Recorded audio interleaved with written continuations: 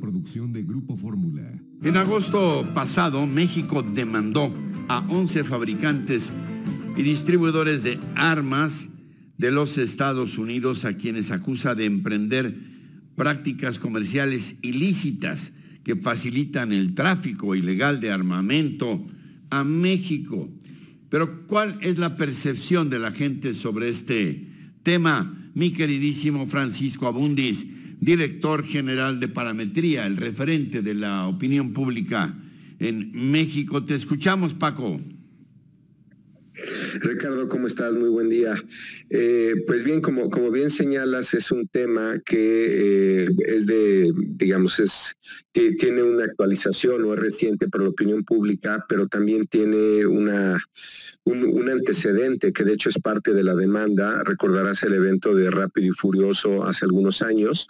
Y precisamente con motivo de ese evento hicimos una medición muy similar a la que estamos haciendo en nuestro último reporte de agosto, en nuestra medición nacional. Y en esa ocasión, como en esta, preguntamos, ¿usted sabía que la mayoría de las armas que utiliza el crimen organizado en México proviene de Estados Unidos? En marzo de 2011, Ricardo, 69% sabía del tema y 30% decía no saber. Este es prácticamente el mismo porcentaje para agosto del 21, 10 años después. 71% dice saber y 29% dice que no. Este es prácticamente el mismo número si incorporas el margen de error. Lo que es sorprendente es que los niveles de responsabilidad han cambiado. En un siguiente reactivo que preguntamos, una siguiente pregunta, ¿quién cree que es el responsable del tráfico de armas en Estados Unidos hacia México? ¿El gobierno de Estados Unidos por permitir su venta o el gobierno mexicano por permitir que pasen? En marzo de 2011, el gobierno estadounidense se veía con el 31% de los mexicanos, lo veían como responsable, el gobierno mexicano 35% y ambos gobiernos 30%. Estos porcentajes han cambiado 10 años después.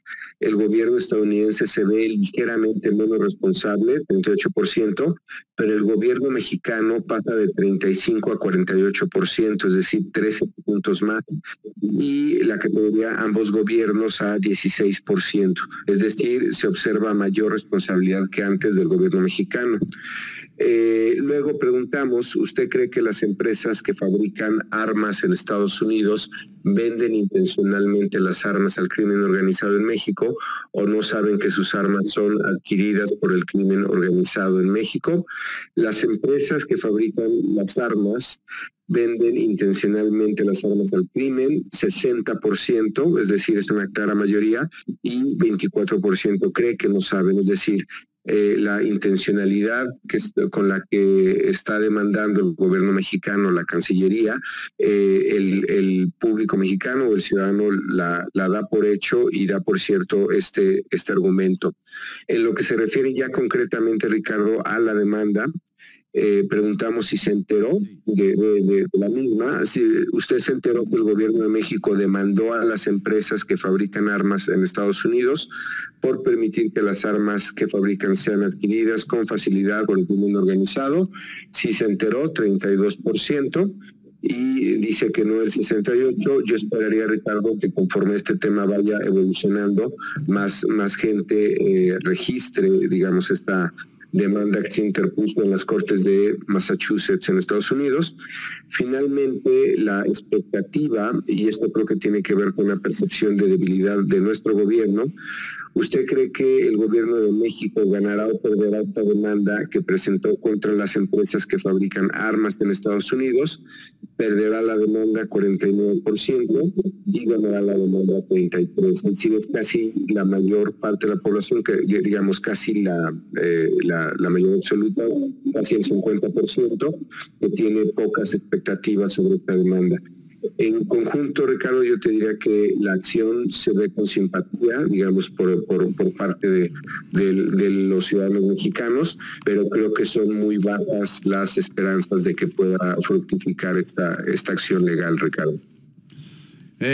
Pues sí, tienes toda la razón, como siempre. Una cosa es la la percepción, la empatía o la simpatía que se pueda sentir, y otra cosa ya es el razonamiento, ¿no?